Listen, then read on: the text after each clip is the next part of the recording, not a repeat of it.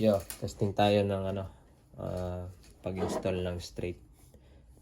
Meron ako ditong regular shock stock. Papasok ko siya dito. Yan sa butas ng wheel installer na to para ganyan. Pasok ko siyang ganyan. Tapos itong gulong dito sa kabila, isasandal ko lang siya dito ganito. Tapos papasok ko to, tapos pupush lang. Ngayon, papasok ko lang siya ng konti hanggang sa makuha mo yung hex niya.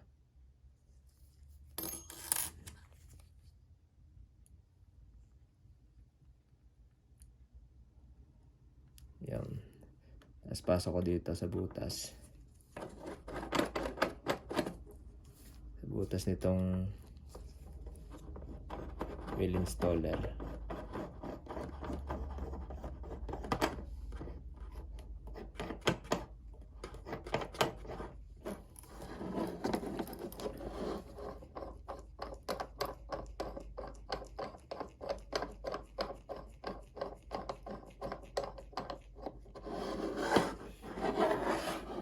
Tapos sentro ko lang siya dito sa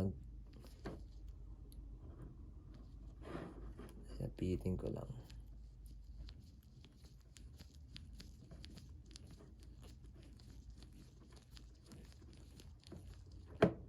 Ayan, tumigil na siya. Check ko na lang kung straight.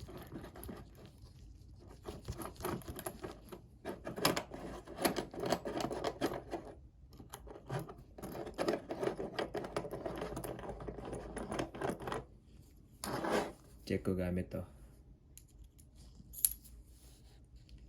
Walang wiggle goods.